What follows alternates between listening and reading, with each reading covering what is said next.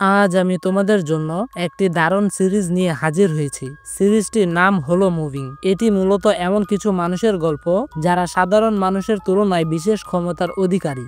যদিও এটি একটি অ্যাকশন থ্রিলার এবং সুপার ন্যাচারাল ড্রামা, তবে এখানে পারিবারিক সম্পর্কগুলো এত নিখুঁতভাবে উপস্থাপনা করা হয়েছে যে তা ভাষায় বর্ণনা করা সম্ভব না। ব্যক্তিগতভাবে আমার এই সিরিজটি অসাধারণ লেগেছে, সেই কারণেই তোমাদের জন্য এটি নিয়ে এসেছি। তো আশা করছি এই সিরিজটি তোমরা অনেক বেশি এনজয় করবে।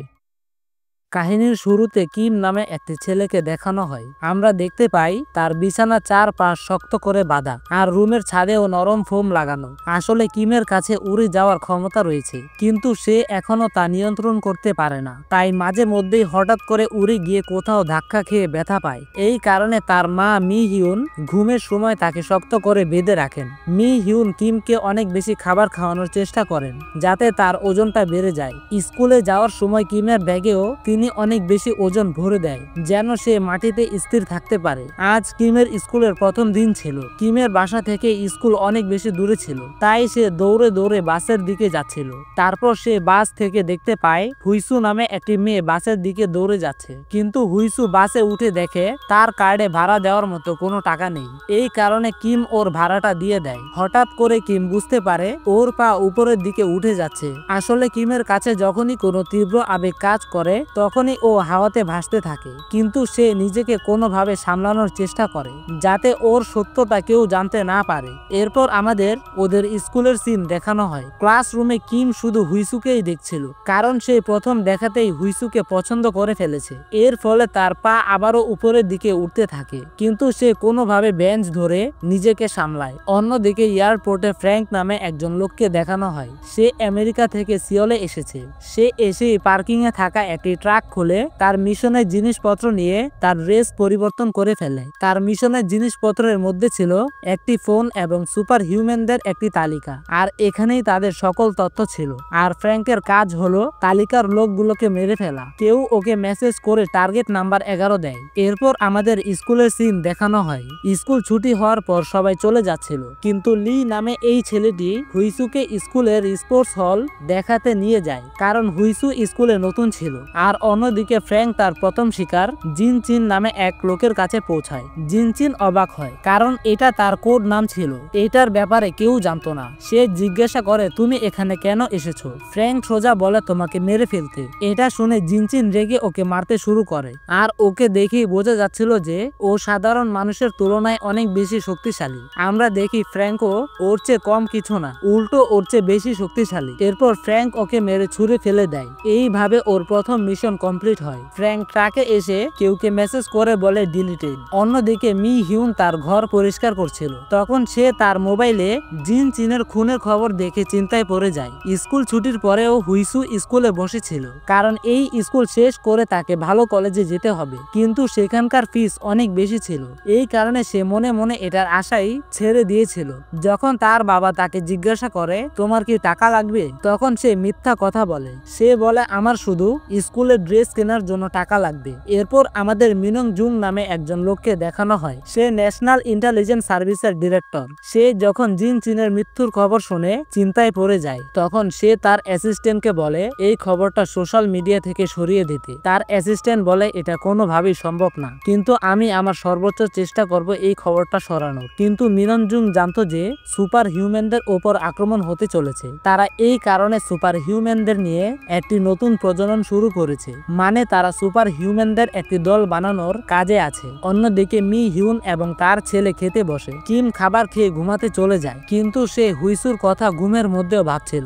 এই কারণে সে হাওয়াতে ভাসতে ভাসতে উপরে উঠে যায়। এরপর কিছু ঘন্টার মধ্যে জিন চিনের মৃত্যুর ভিডিওটা গায়েব হতে দেখে মি হিউনের সন্দেহ হচ্ছিল। এই কারণে সে নিজেকে কোনো যুদ্ধের জন্য প্রস্তুত করছিল। এতক্ষণ কাহিনী 2018 সালে ছিল। সিন এখানেই কাট হয়ে 2003 সালে যায়, যেখান থেকে থেকে কিমকে নিয়ে তার সংগ্রাম শুরু হয়েছিল।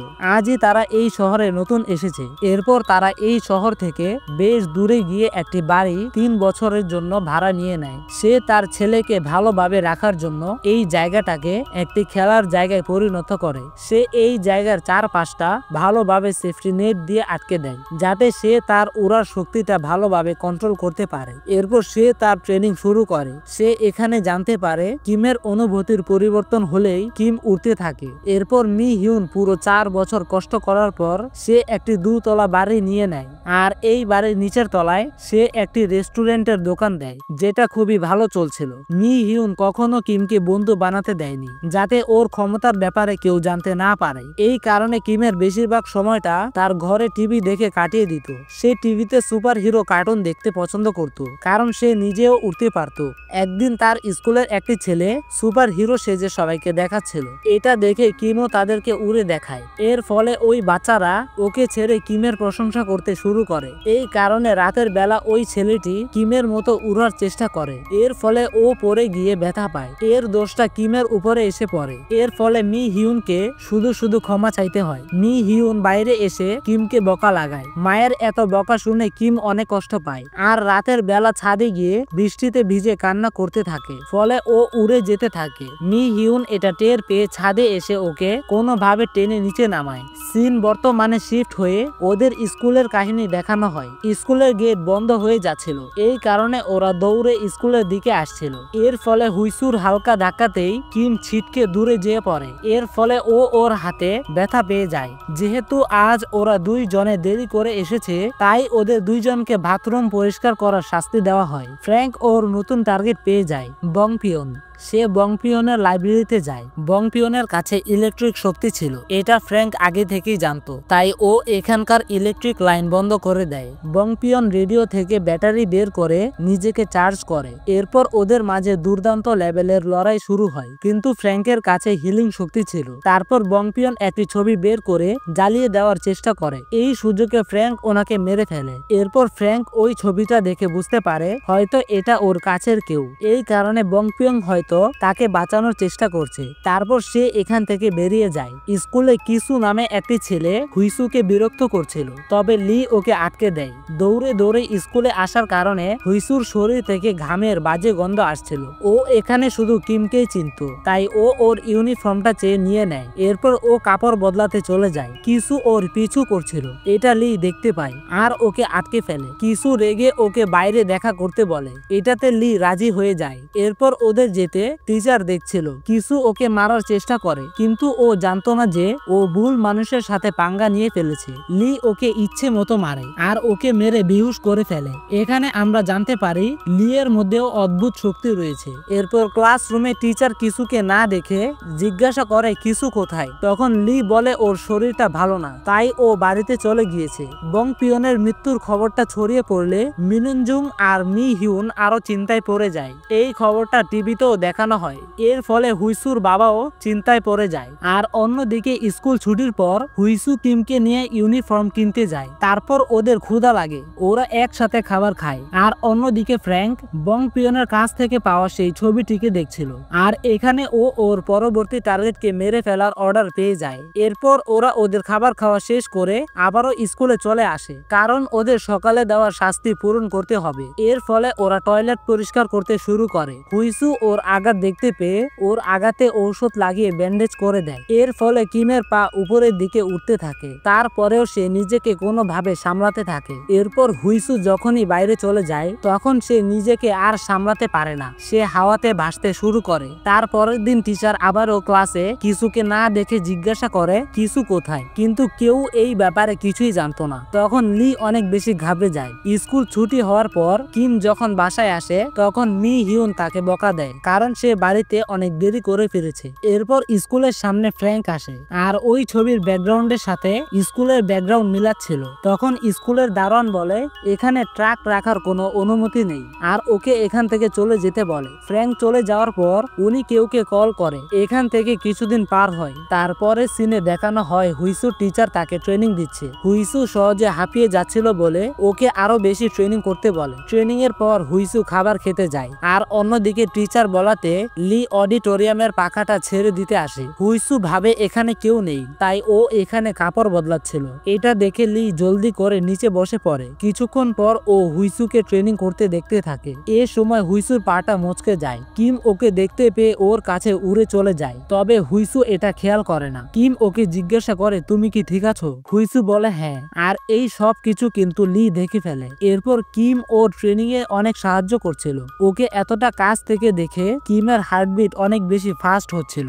ও আর নিজেকে উপরে উঠতে কন্ট্রোল করতে পারে না, তাই ও একদম হুইসুর উপর দিয়ে উড়ে দূরে গিয়ে পড়ে। হুইসু জলদি করে ওর কাছে আসে, আর ওকে কিছু জিজ্ঞাসা করার আগেই এখানে স্কুলের ক্লিনার লেডি চলে আসে। কিমও বাহানা দিয়ে এখান থেকে চলে যায়। পুরো ঘটনাটা লি দেখে ফেলে, আর ও বুঝতে পারে কিমের মধ্যেও স্পেশাল কোনো শক্তি রয়েছে। এরপর লি রেগে দেওয়ালের উঁচুতে তার হাতের একটি ছাপ রেখে যায়। কিছুদিন পর হুইসু কিমকে খাবার খাওয়াতে নিয়ে আসে। তখন হুইসুর মনে পড়ে সে তার জুতা স্কুলে রেখে এসেছে। কিম এটা শুনে ওর জুতাটা স্কুল থেকে আনতে যায়, আর হুইসু ওর পিছু করতে থাকে। আসলে ও ইচ্ছে করে ওর জুতাটা স্কুলে রেখে এসেছিল, কারণ ও দেখতে চাচ্ছিল যে কিম উড়ে উড়ে ওর জুতাটা আনতে যায় কিনা, কিন্তু ও এরকম কিছুই দেখতে পায় না। এরপর ওরা দুইজন মিলে সিঁড়িতে বসে কথা বলছিল। তারপর কিম তার ব্যাগ থেকে কিছু একটা বের করার জন্য ওর ব্যাগটা নিচে রাখে। হুইসু দেখে ওর ব্যান্ডেজটা আলগা হয়ে গেছে, তাই ও সেটা ঠিক করে দিচ্ছিল। কিমের ব্যাগটা তো ওর কাঁধে ছিল না, তাই ও নিজেকে সামলাতে না পেরে হুইসুর সামনেই উপরে উড়ে যায়। হুইসু অবাক হয়ে তার দিকে তাকিয়ে থাকে। কিম ওর কাছে সাহায্য চায়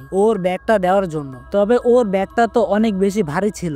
সে একটা উঁচু ডিব্বাতে উঠে লাফ দিয়ে কিমের কাছে যায়, আর ওকে টেনে নিচে নামায়, আর ওর ব্যাগটা ওর উপরে দিয়ে ওকে জড়িয়ে ধরে থাকে যাতে ও উপরে উড়ে না যায়। এরপর ওরা বাড়ির দিকে যেতে থাকে, কিন্তু ওরা জানতো না যে স্কুলের দারোয়ান সিসিটিভি ক্যামেরায় এই সব কিছু দেখে ফেলেছে। ওরা যখনই বাড়িতে আসে, মি হিউন ওর ছেলের সাথে একটা মেয়েকে দেখে অবাক হয়। ছোট থেকে আজ পর্যন্ত কিমের একটাও বন্ধু ছিল না। মি হিউন এই প্রথম কিমের সাথে একটা মেয়েকে দেখে ওর গার্লফ্রেন্ড ভেবে নেয়, আর ওর অনেক প্রশংসা করতে থাকে। এরপর সে হুইসুকে খাবার খেয়ে যেতে বলে, আর অন্যদিকে ফ্র্যাঙ্ক একটি সেলুনে আসে, আর সে এখানে তার পরবর্তী টার্গেট হং নামে এক মহিলাকে মারতে আসে। এরপর ফ্র্যাঙ্ক তার চুল কাটতে বসে। ফ্র্যাঙ্ক তাকে বলে, আমি তোমার সত্যটা জানি। ফ্র্যাঙ্ক হংকে নাজু বলে ডাকে, এটা তার আসল নাম ছিল। এটা শুনতেই হং তার উপর হামলা করে, আর ওদের মাঝেও দুর্দান্ত লেভেলের একটি ফাইট হয়। আর হং এর কাছে এক্স-রে ভিশনের শক্তি রয়েছে, সে যে কোনো জিনিসের এপার থেকে ওপার দেখতে পারত।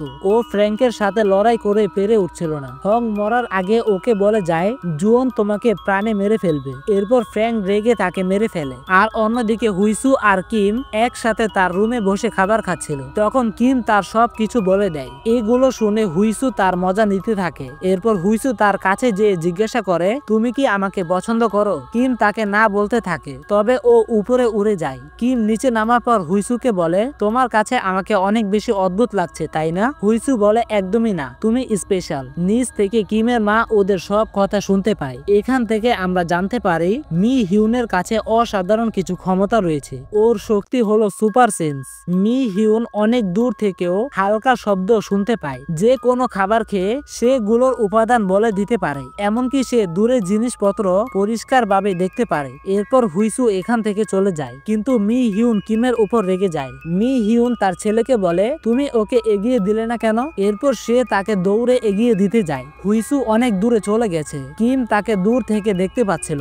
এরপর ও কোনোভাবে উড়ে হুইসুর কাছে চলে আসে। এটা দেখে হুইসু অনেক বেশি খুশি হয়। পরের দিন স্কুল বন্ধ ছিল, কিন্তু কিম হুইসুকে সাহায্য করার জন্য স্কুলে চলে আসে। কথায় কথায় কিম বলে, তোমাকে গত রাতে যা বলেছি সেগুলো তুমি গোপন রেখো। হুইসু বলে, আমিও তোমাকে আমার একটা সিক্রেট বলি। সে বলে, আগের স্কুলে আমি একাই 17 জন ছাত্রীকে মেরে আহত করে ফেলেছিলাম, কিন্তু আমার কিছুই হয়নি, কারণ আমার কাছে হিলিং পাওয়ার আছে। কিম মনে করে ও মজা করছে, কিন্তু হুইসু বলে এটাই সত্য।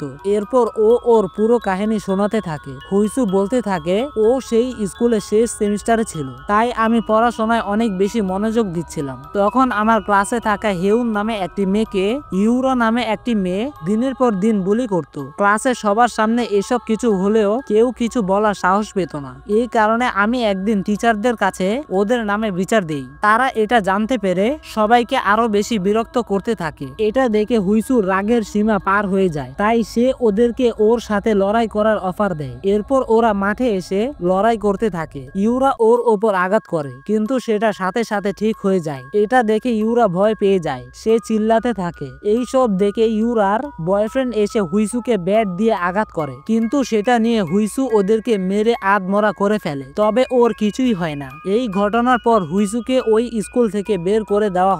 এই জন্য ওর বাবাকে ওদের বাড়ি বিক্রি করে সেই ছাত্রছাত্রীদের চিকিৎসার টাকা দিতে হয়। এরপর আমি এই স্কুলে চলে আসি। কাহিনী বর্তমানে আসে। তারপর ফ্র্যাঙ্ক হনের ফিউনারেলে আসে, এটা জানার জন্য যে ওর কোনো সন্তান আছে কিনা। হংয়ের দত্তক নেওয়া ছেলে ওর কাছে এসে বলে, মা আমাদের অনেককেই দত্তক নিয়েছিল, আমাদেরকে নিজের সন্তানের মতোই লালন পালন করেছে। ফ্র্যাঙ্কের এগুলো শুনে ওর খারাপ লাগতে থাকে, কারণ ও একজন ভালো মাকে মেরে ফেলেছে। এই বিল্ডিং এ বং পিয়নের ফিউনারেল হচ্ছিল। এখানেই ওর ছেলেকে দেখানো হয়, আর ওর ছেলের নাম হচ্ছে গেদু। গেদু ওই ব্যাটারিতে হাত রেখে জানতে পারে ওর বাবাকে কেউ মেরে ফেলেছে। এর মানে ও ইলেকট্রিক জিনিসে হাত রেখে অতীত জানতে পারে। গেদু যখন দেখতে পায় ফ্র্যাঙ্ক ওর বাবাকে মেরে ফেলেছে, তখন সে ওকে মারার প্রতিজ্ঞা করে নেয়। তো এখানেই এই পার্ট শেষ হয়ে যায়। আমি আপনাদেরকে পুরো ভিডিওটা দিতে পারলাম না, কারণ আমার কাছে এতটুকুই ভিডিও ছিল। তো আমার কাছে যখনই পরবর্তী পার্টগুলো চলে আসবে, আমি আপনাদের জন্য পরবর্তী পার্টগুলো নিয়ে আসব। তো আশা করছি এই ভিডিওটি আপনাদের অনেক বেশি ভালো লেগেছে। যদি আপনাদের কাছে এতটুকুও ভালো লেগে থাকে, তাহলে এই ভিডিওতে একটি লাইক এবং আমাদের চ্যানেলটিকে সাবস্ক্রাইব করে পাশে থাকা বেল আইকনটিকে অন করে রাখবেন।